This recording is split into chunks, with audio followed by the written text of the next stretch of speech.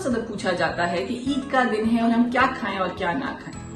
ईद एक ऐसा दिन है जो हम मुसलमानों के लिए बहुत अहमियत रखता है और हमारे लिए बहुत ही खुशी का मौका है। तो इस दिन अपने पे पाबंदियां लगाना सही नहीं होगा। अगर आपको कोई हेल्थ कंडीशन नहीं है तो फिर आपका जो दिल में आए प्लीज आप वो खाएं और इंजॉय करें। एतदाल से खाएं, इतना ज्यादा ना खाएं कि आपकी तबीयत खराब होनी शुरू हो जाए। कोई पाबंदी नहीं है, जो खाना चाहते हैं इंजॉय योरसेल्फ। अदरवाइज हम कहते हैं कि 60 से 90 ग्राम दिन में खाएं और 300 ग्राम से ज्यादा एक हफ्ते में ना खाएं।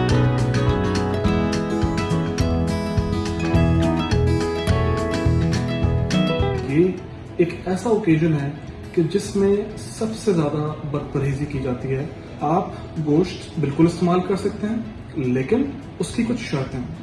वो शर्तें ये हैं कि जो आप रेड मीट, जो कि बीफ या मटन होता है, उसको बिल्कुल रूखा, चिकनाई से पाक और ऐसा पार्ट लीजिए गोश्त का कि जिसमें चिकनाई की कम से कम मिकदार हो, तो वो आप ले सकते हैं। ये उन लोगों के लिए है कि जो पहले से दिल के मरीज नहीं है। इसके मुकाबले में जो दिल के मरीज हैं कि जिनको पहले से हार्ट अटैक, स्टेंटिंग, बाईपास ये सब कुछ हुआ है, तो उनके लिए जो मिकदार है वो इससे आधी हो जाती है। दैट इज के 3 आउंस पर वीक।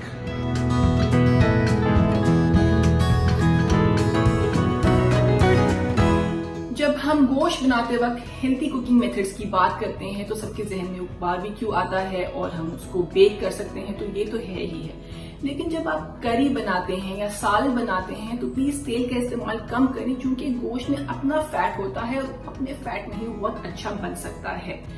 कोशिश करें कि गोश्त के ऊपर जो विजिबल फैट्स हों उनको काट लिया करें।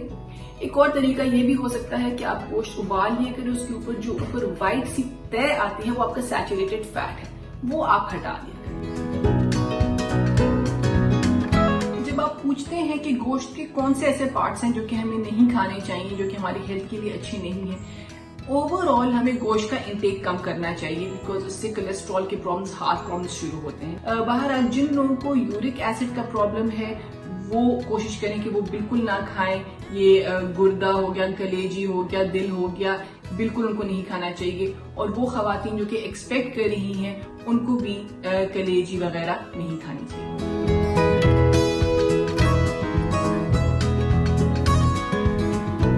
अगर आप जो है वो कोई बदपरहेजी कर रहे हैं या आप कोई जो है वो दावतों के अंदर जो है वो खाने खा रहे हैं, तो उसके बाद अपनी एक्टिविटी थोड़ी सी बढ़ा दीजिए, वॉक बढ़ा दीजिए, थोड़ी सी वर्जिश बढ़ा दीजिए, ताकि जो खाना आपके अंदर गया है वो कंज्यूम हो सके।